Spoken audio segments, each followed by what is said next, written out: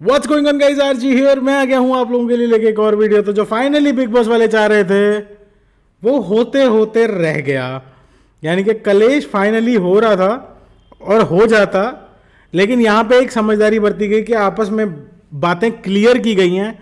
और कुछ चीज़ें, जो चीज़ें मैं आपको हमेशा से बोलता आ रहा हूं कि एल्विश ने ऐसा बोल दिया, फुकरे ने ऐसा बोल दिया, इस बात पे मत लड़ो। It is total the difference between both of them is just point of view, that is POV.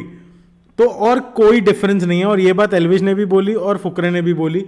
बहुत सी बातें डिस्कस हुई, चाहे वो हीरो के दोस्त वाली बात हो, चाहे उनके आपस में मिसअंडरस्टैंडिंग की बात हो, चाहे ओपिनियन ना रखने की बात हो, चाहे क्या कहते हैं डिजर्विंग होने की बात हो, चाहे वाइल्ड कार्ड की बात हो।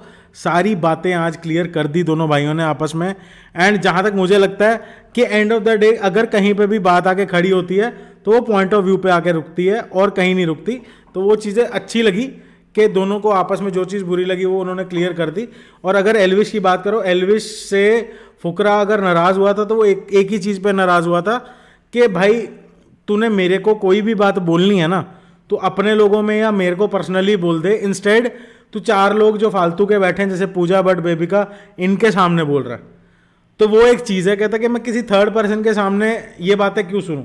अब वही बात एल्विश ने बोली कि चल ठीक है, उसको मैं ध्यान में रखूंगा।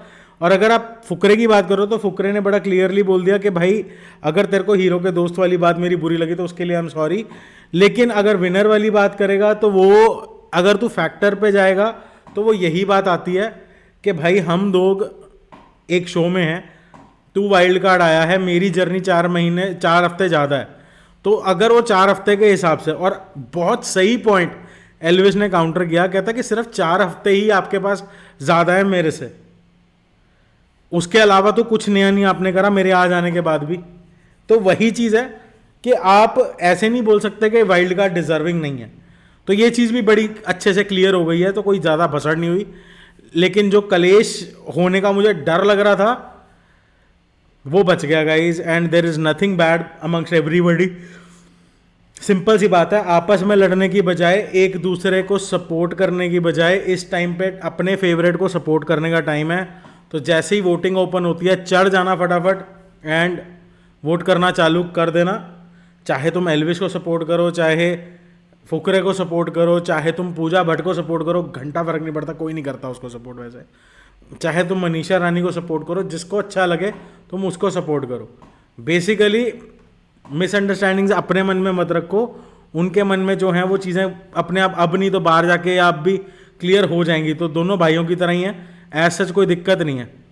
तो ठीक है, अभी यहाँ पे भी अगर तुम लोग देखो कोई ये बुला रखा, पता नहीं कौन यार, ये सोशल मीडिया क्रिएटर्स कहाँ से बुलाते हैं ढूंढ के मुझे पता नहीं है। जो गेस्ट आ रहे हैं, पहले भी आए थे वो 3-4 जने, उनको भी हमने नहीं देखा था। अभी कोई अनुने करके भाई आए हैं, उनको भी मैंने नहीं देखा है पहले। तो इन्होंने बुलाया, कोई ट्रैवल व्लॉगर हैं ये, तो वो अंदर जाके व्लॉगिंग कर रहे हैं। बड़ा अच्छा लग रहा है शो देख के, आप लोग भी देखो जाके। एंड ऑनेस्टली मैं तुम लोगों को बताऊंगा कि दोनों की चीज़ें आपस में क्लियर हैं। तो अब अपने फेवरेट को वोट करना। अब आपस में लड़ने की बजाय, हम कमेंट करने की बजाय, उतना टाइम अगर हम वोटिंग पे फोकस करेंगे तो ज़्यादा बेटर रहेगा। तो लाइक करो, शेयर करो, सब्सक्राइब करो। और हाँ, मीटअप की अपडेट्स बहुत जल्दी दूंगा, तो लाइक, शेयर एंड सब्सक्राइब।